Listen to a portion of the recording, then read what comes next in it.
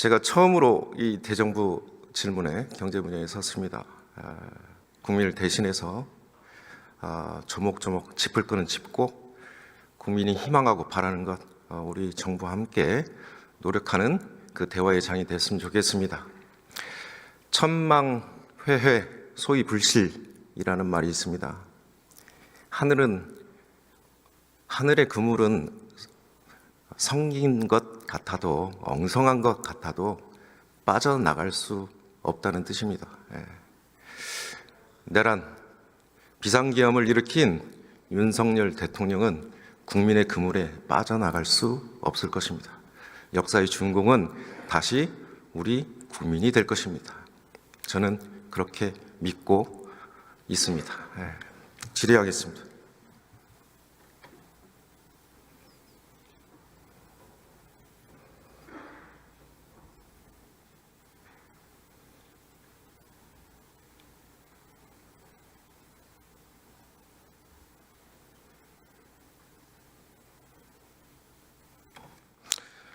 권한대님 잠깐 자리해 주십시오.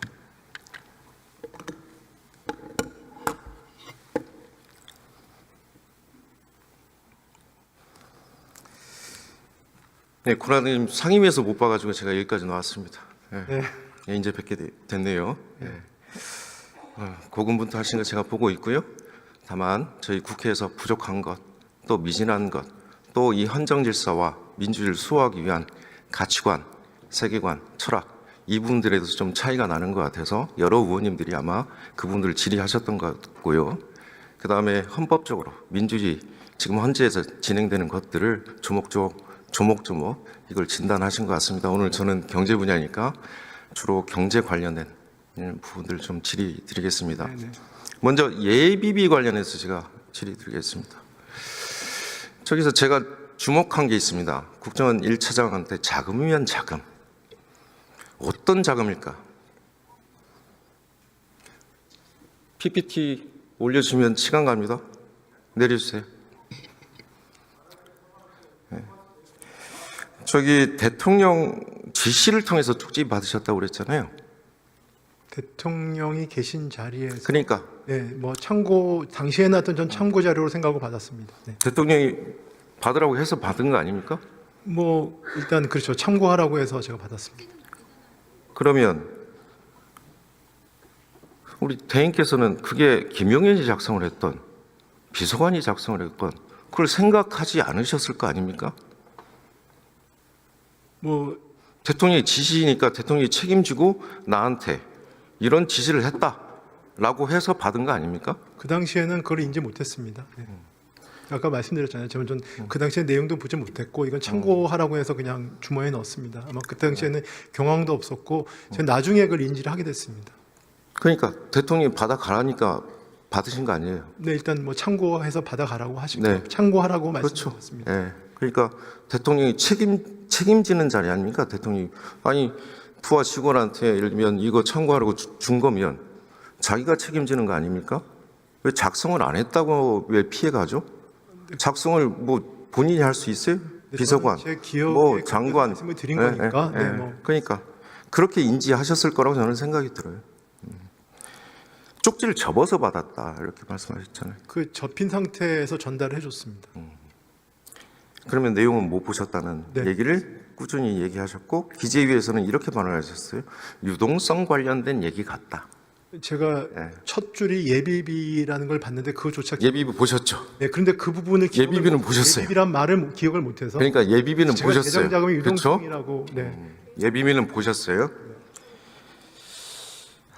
제가 12월 3일 날이 이제 우리 원래 그 예산안 안건을 감액안을 기준으로 올리려고 했다가 여기 의장님도 계시지만 12월 10일 날로 연장을 했어요. 그렇죠? 네네. 아시죠? 네, 알고 있습니다. 그래서 저는 예결위 개수 조정 소위 위원이었어요. 네네. 그런데 그날 제가 계엄 선포 때까지만 해도 회관에서 증액 관련된 협상을 하려고 제가 보고 있었거든요. 네네. 보고서를. 네네. 그런데 비상계엄을 했어요. 예산 깎아서. 이게 말이 됩니까? 부총리 어떻게 생각하세요? 그때 예산 협상이 아직까지도 물밑에서 진행이 되고 있었어요. 그리고 10일 날이에요. 의장님께서 말씀하신 날짜가. 기재부 관료 오래 하셨으니까 예를 들면 기간이 정해 있으면 그날까지도, 그날 1시간 30분 전까지도 예산은 협상되는 거 아닙니까? 그렇죠? 확정된 게 아니죠. 그렇죠? 네. 그런데 예산을 깎아서 비상계엄을 한다? 전 정말 황당하게 접했거든요. 그리고 예산에 깎인 게 내용 아시죠? 네네. 24년도가 집행률이 17%가 안 나오는 거예요. 10월 말 기준으로. 그 전에 20%요. 예비비 깎았잖아요. 주요 사업이. 과거에 5조 정도 깎았어요. 근데 국회 권한으로 삭감 권한이 있기 때문에 4.1조 깎았잖아요. 그렇지 않습니까? 그런데 그 규모를 보고 저는 자금이면 자금, 이 소리에 실마리가 풀어졌다고 봐요. 이분은 비상계엄을 이미 오래전에 준비를 했었고 돈이 필요했는데 이 돈을 어디서 쓰려고 했냐? 저는 이거라고 봐요. 그리고 마지막으로 예비비 협상을 할 때 12월 2일, 3일도 제가 기억을 하는데 기재부가 마지막까지 검찰 특관리 특별히 이거 얘기 안 했습니다. 예비비 얘기를 하셨어요. 복원시켜달라. 제가 그래서 질문 드리는 건데요.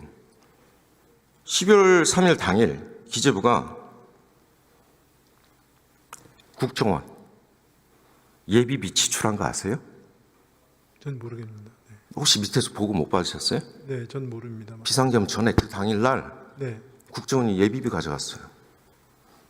뭐 신청서 내역이나 뭐 이런 거 보고 못 받으셨어요? 네, 제가 만약에 보고를 받았는데 기억을 못 하고 있는 건지 보고를 못 받은 건지는 잘 모르겠습니다. 네. 여하튼 당일날 기재부는 예비를 국정원이 줬어요. 뭐 네, 근데 제가 자료를 달라고 그러니까 자료를 못 주겠다고 그러더라고요.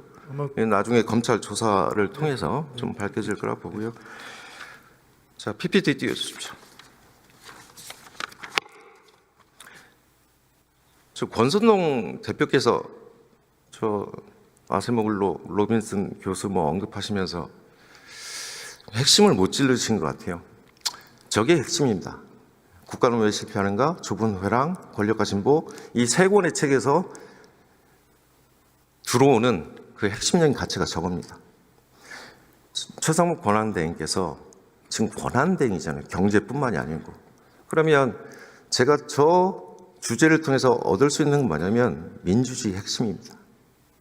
민주주의가 잘 돼야 경제제도가 잘 뒷받침되고 그 경제제도가 포용적 정치들 같이 만나서 공평하게 분배되고 이게 성장의 경로를 연다라는 게 저 노벨 경제학상을 받은 학자의 주장이에요. 자, 커트 캠벨, badly misjudged, deeply problematic, illegitimate. 이 평가에 대해서는 어떻게 생각하세요? 뭐 그 제가 신문 기사 제목에 대해서 평가를 하기는 좀 아니, 커트 캠벨 평가에 대해서 어떻게 커트 캠벨 생각하세요? 걸 못 봤어요 제가 지금. 네, 못 봤습니까? 왼쪽 부분 뭐. 상임위에서도 제가 한번 말씀드렸는데. 아, 그러니까 비상계엄을 반대하셨다고 그랬잖아요. 네네. 반대 의견 중에 저는 대행이 지금 걱정하고 있는 상황들이 지금 펼쳐졌다고 봅니다. 동의하십니까? 일단 뭐 그 반대 이유 중에 하나입니다. PPT 띄워주세요. 자, 기재부가 예측한 성장률입니다. 제가 1월 2일까지 봤어요. 20일 후에 나온 게 2.0이에요. 제가 2.0 나올 때 제가 부총리께 여러 번 말씀드렸죠. 이거 성장률 에라다. 자, 기재부가 이제까지 성장률 자체를 너무나 과도하게 예측을 해요. 그런데 1월 2일조차도 저는 이렇게 말씀하시는 게 기재부가 정말 좀 경제를 너무나 낙관적으로 보고 있냐라는 생각이 드는데 그 다음에요. 키에대 1.6으로 줄였죠. 한국은행 1.6에서 1.7 줄였죠. 그 전에 11월 28일 날 1.9였어요. 기재부는 이제 1.8 줄이고 있습니다. 25년 전망을. 자, 국제투자금융기관들이 12월 아무 일도 일어나지 않았다 했는데 왜 이렇게 경제 성장률 전망치를 내릴까요? 바클레이스 1.6으로 1월 말에 1.8에서 시티 1.4로 낮췄어요. JP모건 1.2예요. 근데 12월 말 계엄 이후에 한 번 더 했거든요. 1.3, 1.2. HSBC 1.7. 이게 계엄 여파입니다. 직접적인 피해. 제가 계절 조정 계열로 다시 계산해봐도 6.8조예요. 이게 직접적인 피해예요. GDP 킬러 맞죠? 포브스가 얘기한 거. 자, 여기에 간접 비용 얼마나 생각하세요? 글쎄 뭐 저 숫자에 대해서 물론 부정의 영향을 줬지만 저 숫자에 대해서 여러 가지 논란이 있을 수 있다고 생각합니다. 논란이 있는데 예? 한국은행이나 해외 투자 금융기관들이 왜 비상계엄 이후에 아무 일도 없었으면, 자 상수로 그대로 흘러갔으면 아무 일도 없었지 않겠습니까? 근데 비상계엄 때리고 나서 성장률 전망치를 다 내리기 시작한 거예요. 뭐 의원님 잘 아시다시피 네. GDP 4, 4분기의 숫자가 생각보다 잘 안 나왔기 때문에 저런 영향이 온 거죠. 네. 그러니까 4, 4분기의 결정적인 영향이 뭐죠? 12월분. 뭐 4, 4분기 네. 영향 중에 하나는 당연히 정책 불확실성의 네. 영향이 있겠죠. 네. 네. 저는 간접 비용 계산해야 된다고 봅니다. 증시, 투자자 이탈, 금액 144조. 자, 지금 광화문에 우리 국민들이 다 나가 계셔요. 노동 시간으로 따지면 얼마예요? 얼마로 환산해야 돼요? 우리 국민들 노동 시간? 다 기회 비용들 아닌가요? 자, 지금 사회적 갈등 비용 나중에 치유하셔야 되잖아요. 얼마예요? 환산이 됩니까? 근데 아무 일도 일어나지 않았다. 이거 한심한 소리 아닙니까? 본인이 비상계엄 이루고 반헌법적이고 반불법적인 비상계엄을 일으켰으면서도 이 간접비용까지 어떻게 책임질 거예요? 저는 나중에 소송해야 되는 겁니다. 이게. 예? 국민들께서. 탄핵뿐만이 아니고. 자, 그 다음에 하방 리스크가 더 커졌어요. 관세 전쟁이 붙었습니다. 자, 기재부는 1.8이에요. 한국은행 1.6에서 1.7이고 KDI 1.6입니다. 거기에 추가적인 하방 리스크가 이렇게 들어오는 거죠. 예? 최악의 시나리오 마이너스 1.14. 대외 경제 정책 경우는 마이너스 0.5까지 보고 있고요. 그 다음에 한국은행 자료입니다. 경상 GDP인데 우리가 GDP 디플레이트를 그냥 뭐 상수로 놓고 보자면 그냥 1% 그냥 가는 겁니다. 마이너스로. 이거 어떻게 해야 되죠? 우리 대한민국 경제. 자, 우리 소비 내수 키워야 됩니다. 빨간색은 우리보다 인구가 작은 국가들이거든요. 이제 재정 역할 좀 더 해야 된다는 말씀 드리고 싶고요. 수출과 내수 상관관계가 제가 이 그래프는 한번 보여드렸을 거예요. 대한민국만 유독 이렇게 되고 있습니다. 수출 내수 상관관계 이게 한국은행 자료거든요. 수출이 잘 돼도 이제 내수 잘 안 돼요. 마이너스입니다. 근데 추가적으로 좀 기재부에서 연구 좀 해주세요. 수출과 내수의 일자리 상관관계. 이거 좀 연구해 주셔야 됩니다. 네. 또 수출이 이제 네. 서비스 수출로 가야죠 또. 네. 예, 재정 역할. 자, 이제까지 개발연대 중심의 수출 중심의 지원 정책. 그런데 내수 소비의 확대. 공급자 생산 확대, 소비 확대. 그다음에 우리가 시장 중심에서 실패한 것들 뭐 있죠? 인구, 불평등, 네.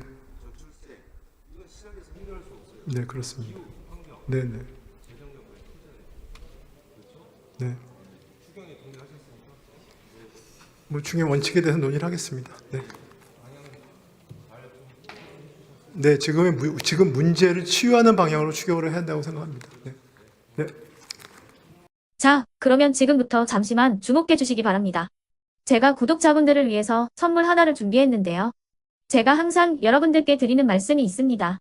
뉴스만 평소에 잘 챙겨보셔도 돈이 되고 돈을 벌 수 있다라고 말씀을 드렸는데요. 여러분들은 여기 보시는 삼성전자 뉴스를 보고 어떤 생각이 드세요? 아니면 정치인들의 뉴스, 날씨 뉴스를 보고는 어떤 생각이 드시나요? 그냥 뉴스만 보고 끝내는지, 아니면 이 뉴스를 어떻게 이용할 수 있는지, 이 부분을 고민하고 계시는지를 되물어보고 싶습니다. 그 이유가 뭐냐 하면 제가 지난번에 여러분들께 뭐라고 말씀을 드렸었죠? 지금은 반도체 섹터를 눈여겨보셔야 한다고 말씀드렸습니다. 그리고 나서 이런 썸네일들 뉴스를 통해서 많이 보셨을 겁니다. 반도체 내용이 이슈가 됐을 때 부자들은 어떻게 생각한다? 반도체 관련주들은 뭐가 있는지, 어떤 종목이 가장 좋은지, 어디에 투자해야 돈이 몰리는지 자연스럽게 생각한다고 제가 말씀을 드렸죠. 그 이유가 뭐냐 하면 부자들이 봤을 때는 이슈가 곧 돈으로 이어지고 그 이슈가 나에게 돈을 벌어준다는 경험적 확신이 있기 때문에 부자들은 항상 이런 사회적 이슈를 관심 있게 챙겨본다고 제가 말씀을 드렸습니다. 이번에도 마찬가지인데요. 제가 지난번에 시청자분들과 함께하는 주식으로 수익 내기 이벤트를 진행했었죠. 당연히 100% 무료로 진행을 했었고요. 여기 보시면 아시겠지만 제가 지난번에도 구독이라고 보내주신 모든 시청자분들께 반도체 관련주 중에 가장 크게 급등할 딱 한 종목, 많은 종목도 아니라 한미반도체 한 종목을 여러분들께 추천드렸어요. 그러면서 여기 나와 있는 대로 정확히 얼마에 매수해야 하는지, 그리고 수익률이 어느 정도 나왔을 때 팔아야 하는지를 이런 부분들까지 여러분들에게 정확히 알려드렸었는데 지금 실제로 어떻게 되었다? 오른쪽을 보시면 아시겠지만 제가 지난번 문자 발송으로 이 한미반도체를 소개해드리고 나서 실제로 이렇게 5배 이상 어마무시한 상승이 나왔습니다. 100만 원만 투자를 했어도 무려 500만 원이 넘는 수익금이 생긴 거죠. 그래서 당시에도 굉장히 많은 분들이 제가 드린 이 한미반도체로 수익을 내실 수가 있으셨을 텐데요. 다시 한번 축하드린다고 말씀을 드리겠고 이번에도 마찬가지입니다. 앞으로도 2024년, 2025년 계속해서 기대해볼 섹터는 AI입니다. 그 중에서도 AI 반도체는 그 누구도 부정할 수 없는 미래성장 산업입니다. 그러면 우리가 어떻게 생각해 볼 수 있을까요? AI 반도체 종목 중에 앞으로 크게 대장 역할을 하면서 10배 이상 급등할 수 있는 텐베고 종목을 지금부터 열심히 추적해야 한다는 겁니다. 큰 돈을 투자하지 않더라도 월급의 일부분 아주 소액이라도 이 종목을 모아가야 수백 %의 수익률을 손에 쥘 수 있는 것이죠. 지금 여러분이 보고 계시는 이 유튜브 또한 AI 반도체와 아주 밀접한 연관이 있고 반도체야말로 대한민국의 핵심 산업으로 앞으로 더더욱 시장은 성장할 수밖에 없습니다. 그렇기 때문에 제가 이번에도 뭘 보내드리고 있냐면 지난번과 똑같이 구독이라는 문자를 보내주시면 제가 AI 반도체 관련주 중에 앞으로 대장주 역할을 하면서 주가가 가장 크게 급등할 한 종목을 여러분들께 문자 발송으로 종목명과 사고 파는 시점을 모두 알려드릴 건데요. 그 문자를 받고 여러분들이 주식으로 돈 버는 연습을 한번 해보셨으면 좋겠고요. 혹시라도 나는 주식을 하지 않는다 하시는 분들은 주변에 주식하시는 지인분들에게 말씀을 해주셔도 되고요. 아니면 연세가 있으셔서 투자가 어렵다 하시는 분들은 이 종목을 자녀분들에게 한번 사봐라. 이걸로 한번 수익을 내봐라. 이렇게 조언을 해주실 수도 있는 거겠죠. 그래서 지금 이 영상을 보시는 시청자분들 중에 나도 이번 종목이 좀 궁금하다 하시는 분들은요. 누구나 상관없이 그리고 어느 시간대나 상관없이 부담없이 010-2514-5930번으로 구독이라는 문자 보내주시면 제가 이번에도 똑같이 무료 추천 급등주 문자를 보내드리겠습니다. 이해되시겠죠? 제 번호 010-2514-5930번으로 구독이라는 문자 보내주시면 여러분들이 직접 이슈를 통해서 돈 버는 연습을 해보실 수가 있는 거고 제가 돈을 받는 것도 아니고 투자를 대신해 드리는 것도 아니기 때문에 부담 없이 신청해 주시면 되는 겁니다. 그리고 수익이 나면 저는 다른 것은 하나도 바라지 않습니다. 제 채널에 구독, 좋아요 한 번씩만 눌러주시라 이렇게 다시 한번 말씀을 드리겠습니다.